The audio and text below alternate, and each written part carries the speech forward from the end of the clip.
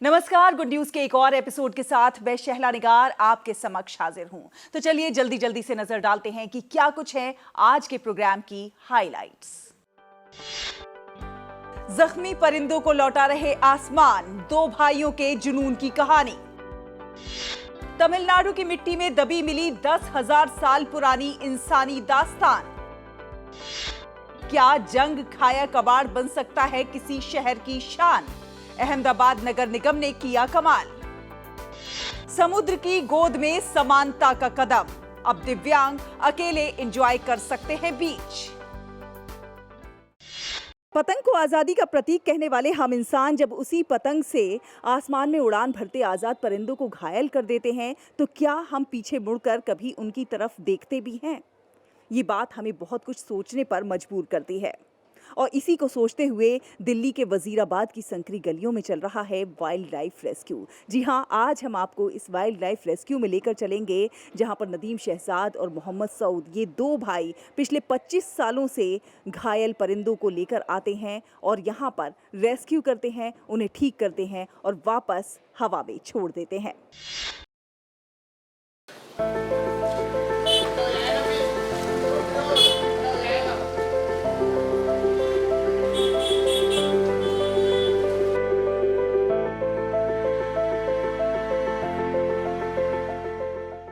ये कोयल हमारे पास लगभग 1 महीने पहले आई थी, जिसमें इसका जो विंग है वो पतंग के डोर में फंसा हुआ था।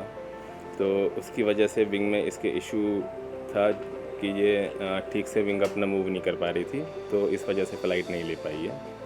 और जब से यहाँ पॉल्यूशन का लेवल बढ़ा है, स्पेशली दिवाली के नेक्स्ट डे से, तो जब से इसको ब्रीदिंग इशू आने लगा है और ये इसके पॉल्यूशन की वजह से ही लग रहा है मुझको कि वो ब्रीदिंग इशू है इसको, उससे पहले इसको नहीं था। तो अभी इसका उसके साथ साथ में जो इसको ब्रीदिंग इशू है उसका भी ट्रीटमेंट चल रहा है।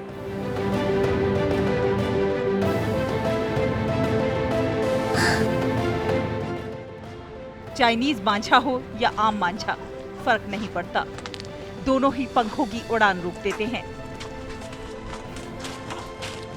नॉर्थ दिल्ली के वजीराबाद की संकरी गलियों में दो भाई नदीम शहजाद और मोहम्मद सऊद करीब 25 सालों से एक अनोखी मुहिम चला रहे हैं। उनका छोटा सा मिनी हॉस्पिटल हर घायल पंख के लिए उम्मीदों और प्यार की जगह बन गया है। अब तक वाइल्ड लाइफ रेस्क्यू की मदद से हजारों पक्षियों की जान बचाई जा चुकी है और इनमें ज्यादातर शिकारी पक्षी हैं। दिल्ली की हवाओं में जब पतंगों का शोर गूंजता है तो उसकी सबसे ज्यादा कीमत अगर कोई चुकाता है तो वो हैं ये बेजुबान पक्षी। ये पतंगबाजी का शौक किसी के लिए त्योहार है तो इन बेजुबान पशु पक्षियों के लिए वो मौत या फिर घायल अवस्था लेकर सामने आता है। और इसी अवस्था को समझते हुए, इसी दर्द को समझते हुए पिछले 25 सालों से इनके रेस्क्यू का बीड़ा उठाया है वजीराबाद के रहने वाले नदीम शहजाद और मोहम्मद सऊद ने।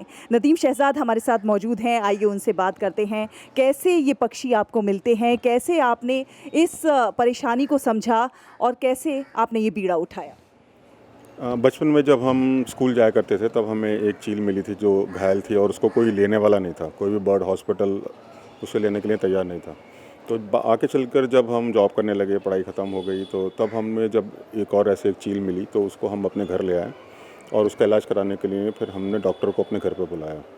फिर ऐसे कुछ दिनों के बाद एक और, फिर एक और, फिर एक और, जैसे जैसे चीलें मिलती रही हम उनको हम अपने घर पे रखते रहे। पर उस टाइम हम पुरानी दिल्ली में रहते थे, तो हमने अपने छत पर ही एक इस तरीके से जाल बनाए ताकि उसमें हम बर्ड्स को रख सकें और जब वो सेहतमंद हो जाते थे तो वहाँ से उड़ के चले जाते थे। एक सेक्शन हमेशा हम खुला रखते थे ताकि वो वापस आसमान में उड़ जाए। और तब से ही एक सिलसिला शुरू हुआ और हमने सोचा कि अगर कोई हॉस्पिटल, कोई ऑर्गेनाइजेशन नहीं है इनको देखने वाला, तो हम क्यों ना एज एन ऑर्गेनाइजेशन काम करें। जब तक तो हम एज एन इंडिविजुअल काम करते थे। फिर 2010 में हमने एक और NGO रजिस्टर कराया वाइल्ड लाइफ रेस्क्यू के नाम से, और तब से हम एक ऑर्गेनाइज वे में एक हॉस्पिटल चला रहे हैं जहां पर ये घायल पक्षी आते हैं और इनका इलाज होता है। इस कहानी की शुरुआत 90 के दशक में हुई। टीनेज में नदीम और सऊद को सड़क किनारे एक घायल चील मिली। मांझे में उलझकर वो बुरी तरह जख्मी थी। कई डॉक्टरों से मदद मांगी, लेकिन शिकारी पक्षी होने के कारण अस्पतालों में मदद नहीं मिली। मजबूरी में उन्हें उसे छोड़ना पड़ा। लेकिन उस पल ने उन दोनों के दिलों में पक्षियों को बचाने का एक अनकहा जुनून जगा दिया।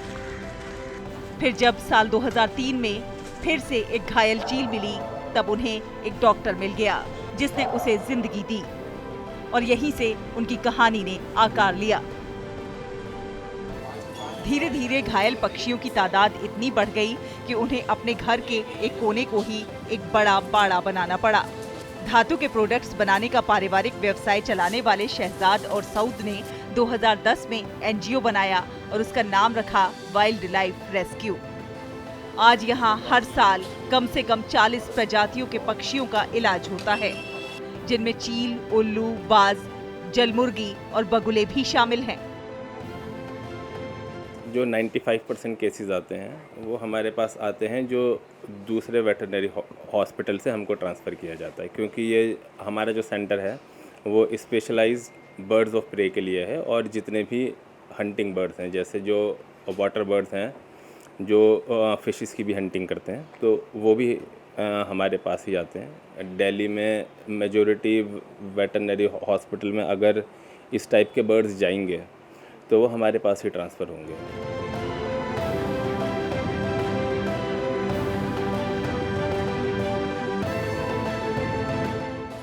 ये केंद्र वजीराबाद में है, जहां अब एक क्लिनिक और कार्यालय भी है। उनके साथ अब पूरी टीम है। पशु चिकित्सक सहित अन्य कर्मचारी भी जुड़े हुए हैं। चूंकि ये ज्यादातर शिकारी पक्षी रैप्टर्स होते हैं, इसलिए इन निवासियों की देखभाल पर काफी खर्च आता है। करीब 15 सालों तक ये दोनों भाई अपने छोटे से पारिवारिक व्यवसाय की कमाई से ही इस केंद्र को चलाते हैं। पैसे की तंगी शुरू से ही उनके काम में एक बड़ी चुनौती रही। धीरे धीरे लोगों ने मदद के हाथ भी आगे बढ़ाए। अभी हमारे पास कोई 150 के लगभग पक्षी होंगे। एट एनी गिवन टाइम हमारे पास 100 से 150 पक्षी रहते ही हैं।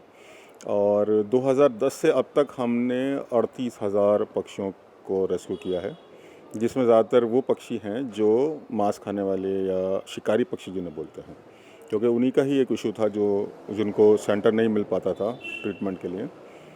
तो एक समझ लीजिए अगर नंबर ऑफ़ केसेस से हम देखें तो हमारा वर्ल्ड का सबसे बड़ा रिहैबिलिटेशन सेंटर है शिकारियों पक्षियों का। नदीम शहजाद और मोहम्मद सऊद की कहानी मानवीय करुणा, अथक समर्पण और प्रकृति के प्रति प्रेम की एक दुर्लभ मिसाल है।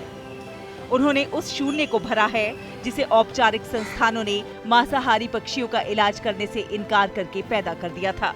उनका काम हमें याद दिलाता है कि जब हम अपने शौक मनाते हैं तो हमें बेजुबान जीवों की कीमत पर नहीं मनाना चाहिए। उनका छोटा सा मिनी हॉस्पिटल हमें सिखाता है कि हर घायल पंख के लिए उम्मीद और प्यार की जगह हमेशा होनी चाहिए। ये कहानी केवल पक्षियों के बचाव की नहीं, बल्कि इंसान और प्रकृति के बीच करुणा और संवेदनशील जुड़ाव की एक खूबसूरत मिसाल है। इनकी इस निस्वार्थ सेवा ने न सिर्फ इन पक्षियों को नया जीवन दिया है, बल्कि उनकी कहानी को विश्वव्यापी पहचान भी दिलाई है। उनकी कहानी सिर्फ ऑस्कर नॉमिनेशन पाने तक की नहीं है, बल्कि निरंतर पक्षियों को नया जीवन देने के संघर्ष की है। एक ऐसा संघर्ष जो आज भी फंड और जागरूकता की कमी के बावजूद निरंतर जारी है। कैमरा पर्सन राजकुमार के साथ मैं शहला निगार, डीडी न्यूज़ के लिए। और अब आपको दिखाते हैं एक आर्कियोलॉजिकल खोज की कहानी। जी हाँ, ये प्रकृति से प्रेम की कहानी है। तमिलनाडु के चेन्ननूर गांव में मानव इतिहास की 10,000 साल पुरानी कहानी सामने आई है। बहुत सारी चीज़ें जस की तस मिली हैं, और वो इसलिए क्योंकि वहाँ के लोग प्रकृति से प्रेम में विश्वास रखते हैं। आइए जानते हैं क्या है इस कहानी का सच।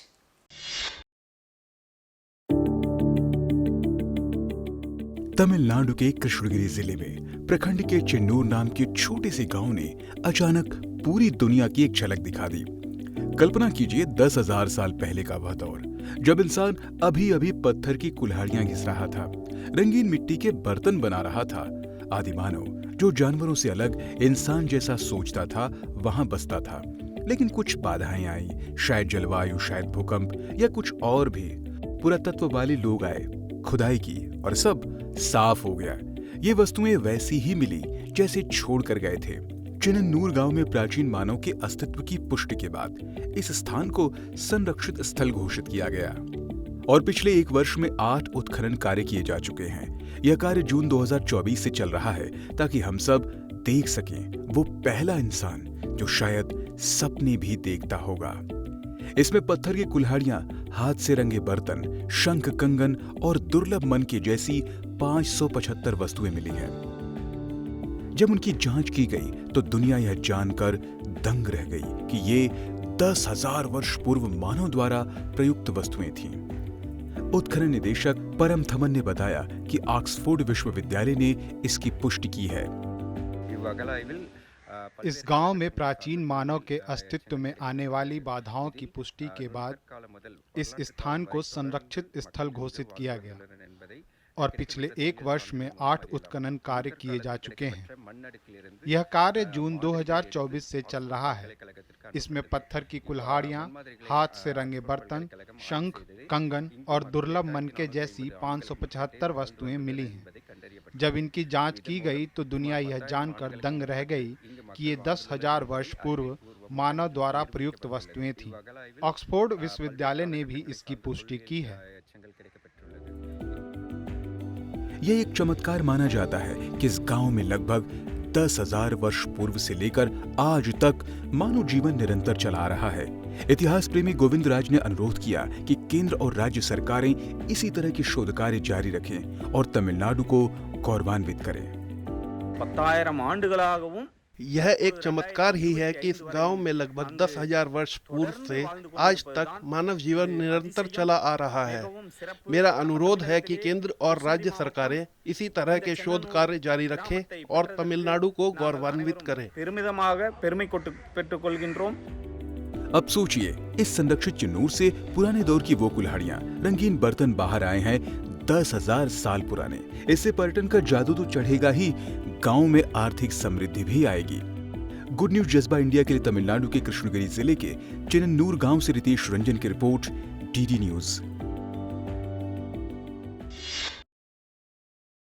तो देखिए आपने ये आर्कियोलॉजिकल खोज की कहानी, और अब आपको दिखाते हैं कबाड़ से जुगाड़ की एक शानदार कहानी। क्या आपने कभी सोचा है कि कबाड़ में पड़ी क्लोरीन की टंकी, पुराने पाइप, रेल की पटरियां और तमाम सारी चीज़ें कभी शेर बनकर दहाड़ सकते हैं? क्या आपने ये सोचा है कि जंग खाया जो कबाड़ होता है वो भी किसी शहर की शान बन सकता है? जी हाँ, ऐसा हुआ है और अहमदाबाद नगर निगम ने ऐसा करके दिखाया है। आइए देखते हैं।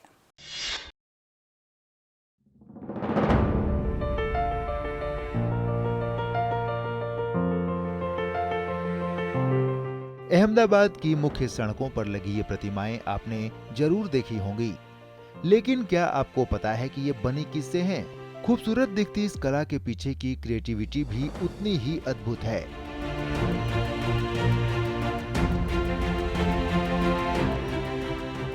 સામાન્ય રીતે અત્યાર સુધી જ્યાં સુધી देश के प्रधानमंत्री का जो संकल्प है कि रिड्यूस, रिसाइकल एंड रीयूज, परिणाम स्वरूप महानगर पालिका ने तुरंत ही देश के प्रधानमंत्री के सुझाव को मूर्तिमान स्वरूप में रखा और अलग अलग लोहा जो जंग खा रहे थे, कचरे में जा रहे थे, बाहर फेंक दिया जाता था, उसमें से खास करके नया रूप देकर स्कल्पचर तैयार किए गए और लोग वहां सेल्फी भी लेते हैं। कहते हैं जहां कचरा हो वहां कल्पना सो जाती है, लेकिन जहां कलाकार की नजर जाती है वहां कचरे से भी कला उठती है।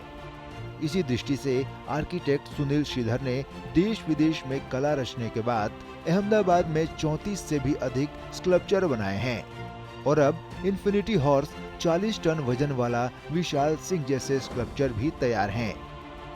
विभिन्न डिपार्टमेंट के स्क्रैप जैसे कि मेन लाइन अहमदाबाद की पानी की पाइपें थीं, रेलवे ट्रैक्स थे, सिलेंडर्स हैं, क्लोरीन के और उसके अलावा अनेक प्रकार के एंगल, चैनल्स, 1930 का स्क्रैप, तो उसके अंदर से ये सभी कलाकृतियां हमने सृजित की हैं। हमारे ड्राइंग्स होते हैं और ड्राइंग्स के ऊपर से एक रैंडम कटिंग हम करवा लेते हैं, फिर उस पर्टिकुलर पीस को सिलेक्ट करके उठाकर हमें लगाना पड़ता है। महान कलाकार जो हैं उनको भी इंक्लूड किया गया था। किसी एक आर्टिस्ट का किसी एक शहर में काम हो, ऐसा नहीं होना चाहिए। उन सब का अलग अलग विजन हमारी सड़क पर हो, हमारे पब्लिक आर्ट में हो। यह मेरा प्रयत्न रहा है। मुझे ऐसा लगा था कि यह कुछ बहुत डिटेलिंग से और बहुत प्रीमियम मटेरियल यूज करके बनाए गए हैं, पर जब मुझे पता चला कि ये वेस्ट में से यह मटेरियल इतना अच्छा स्टैचू बनाया है और वेस्ट में से हम उसका यूज करके इतना बेहतरीन बना सकते हैं, तो ऐसे स्टैचू ही मल्टीपल जगहों पर होने चाहिए और हमें देखने में भी अच्छे लगते हैं और अट्रैक्टिव भी हैं। जब किसी कृति में विचार की सांस भर दी जाए तो वो कला का मूर्त रूप बन जाती है। इसलिए यहाँ हर एक स्कल्पचर एक नया संदेश सुनाता है। જેમ કે આપણે આ હોર્સનું જે સ્કલ્પચર हम यह हॉर्स का जो स्कल्पचर यहाँ है, जो हमें दिख रहा है, उसका शीर्षक है रन थ्रू इन्फिनिटी। तो वह समर्पित है हमारे सभी गुजरात वासियों को, जिनका हमेशा से यह स्पिरिट रहा है कि इम्पॉसिबल इज नथिंग। और जो फेस बनाया था, एक मल्टी फेस्टेडनेस। हम जो कहते हैं, यूनिवर्सिटी में जब आप एडमिशन लेते हैं तो अपने सब्जेक्ट के अलावा अनेक नॉलेज आप गेन करते हैं, वह उसके ऊपर है। तो उसके सिर में भी आप देखेंगे तो उसके सभी कटआउट फील्ड ऑफ नॉलेज हैं, उसको वह कवर करता होगा। दादा साहेब के पद चिन्हों पर जो 3 फॉर्म एब्स्ट्रैक्ट फॉर्म्स हैं, वह सबसे छोटा मेरा यहाँ का स्कल्पचर होगा। और मेरा सबसे बड़ा काम अहमदाबाद में शेर होगा, जिसकी अंदाजन 40 से 50 फीट लेंथ है और उसका वजन होगा 40 से 50 टन। आप जितने भी मोटे मेटल से बनाते हैं, उतनी ही उसकी शिल्प की उम्र होती है। तो यह मोर देन 100 इयर्स तक हमारे शहर में ही रहेगा। हर एक सिग्नल पे आपको स्टैचू दिखेंगे तो वो स्टैचू अलग डिजाइन के हैं और वो पर्टिकुलर एक आपको मैसेज पास करेंगे। मान लो आप वेट कर रहे हो, बत्ती रेड हो रखी है, तब आप वेट कर रहे हो, तो आप स्टैचू की साइड देखोगे तो आपको एक अलग ही यूनिक स्टाइल दिखेगा और एक अलग ही मैसेज मिलेगा हर स्टैचू से। हर स्टैचू अलग है, यूनिक है एक दूसरे से। तो आई थिंक हर इंडिया की हर सिटी में इस टाइप का कंसेप्ट इम्प्लीमेंट होना चाहिए। किसी शहर को सुंदर बनाने का काम केवल सफाई से नहीं होता, बल्कि ऊंचे विचारों से होता है। एएमसी का यह प्रोजेक्ट इस बात का सबूत है कि जहां लोग सिर्फ वेस्ट देखते हैं, वहां दूरदर्शी कलाकार भविष्य का नया चेहरा देखते हैं। ये प्रतिमाएं सिर्फ आज को नहीं, बल्कि आने वाली पीढ़ियों को भी प्रेरणा देंगी, क्योंकि लोहे के ये दिल अगले 100 साल तक धड़कते रहेंगे। गुड न्यूज जज्बा इंडिया के लिए अहमदाबाद से कुणाल चौहान के साथ ख्याति भाजपेयी जैन की रिपोर्ट।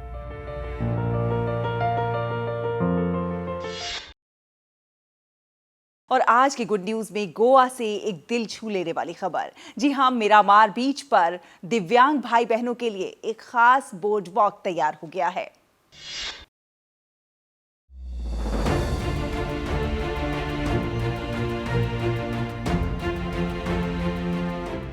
जी हाँ, मिरामार बीच अब सिर्फ घूमने की जगह नहीं, बल्कि समानता और समावेशन का प्रतीक भी बन गया है। ये सिर्फ रास्ता नहीं, बल्कि समानता की नई उम्मीद है। गोवा सरकार ने इंटरनेशनल पर्पल फेस्ट के मौके पर मिरामार बीच को पूरी तरह से एक्सेसिबल बना दिया। ये बोर्ड वॉक एक मजबूत लकड़ी का रास्ता रेत पर बिना रुके सीधे समुद्र तक ले जाता है। कभी कभी एक छोटा सा रास्ता बड़े बदलाव का वाहक बन जाता है, लेकिन अब व्हीलचेयर, क्रच या किसी भी सहारे से ये रास्ता आसानी से पार हो जाता है। ये कैसे सहायक है? सबसे बड़ा फायदा तो आजादी का। अब दिव्यांग अकेले या परिवार संग बीच को एंजॉय कर सकते हैं, सूर्यास्त देख सकते हैं, लहरों से खेल सकते हैं या बस शांति महसूस कर सकते हैं। कोई मदद की जरूरत नहीं, कोई बाधा नहीं। ये कदम समावेशिता को बढ़ावा देता है, जिससे दिव्यांगों के हक जैसे घूमने फिरने की आजादी और मजबूत होते हैं। मैं गोवा में अभी 5 दिन से रह रहा हूँ और हम 6 बीचेस घूमे हैं अभी। उसमें से ये मीरामार बीच अकेला है जहाँ पे व्हीलचेयर एक्सेस अवेलेबल है। अभी जो हमारी सरकार की मूवमेंट है कि सभी डिसेबल पर्सन को भी सभी जगह पे एक्सेसिबिलिटी मिले, सो इस हिसाब से देखा जाए तो ये अकेला बीच गोवा में अवेलेबल है, जिसके मदद से सभी इंसान यहाँ पे बीच का लुत्फ उठा पाए। सरकार से यही मैं अपील मैं करना चाहती हूँ एज अ मदर कि अगर आप कुछ भी कर रहे हैं, we now in 2025 need to move beyond tokenism. आप एक बहुत ही इंटीग्रेटेड तरीके से आप देखिए, चीज़ मजबूत होनी चाहिए, यहाँ पे साइनेजेस होनी चाहिए, किसको आप मान्यता दे रहे हैं, प्राथमिकता किस ग्रुप को आप दे रहे हैं, क्यों ये बनाया है, लोगों को ये बताइए कि सब एक समान है। कुछ पर्यटक कहते हैं पहले सोचते थे बीच तो बस देख ही लूं, लेकिन जब पहली बार व्हील चेयर पर लहरें छुई, ये रास्ता मेरी जिंदगी बदल गया। As person with disability, I was always eager to go on the beach, and that opportunity I never got because of my wheelchair will not go on the walk on the sand. This is not only my problem. So many friends of mine from Goa as well as outside Goa, वो मुझे पूछते रहते हैं कि कौन सा बीच accessible है, तो मेरे पास कोई जवाब नहीं रहता था। अब मैं कह सकता हूँ एटलीस्ट एक बीच गोवा में जो एक्सेसिबल है वो मीरामार बीच है। इससे पर्यटकों में खुशी की लहर है। अब फैमिली ट्रिप्स इंक्लूसिव हो गई हैं। लोगों के ज्यादा आने से लोकल इकोनॉमी को बूस्ट मिल रहा है। गुड न्यूज जज्बा इंडिया के लिए गोवा से संध्या यादव की रिपोर्ट, डीडी न्यूज।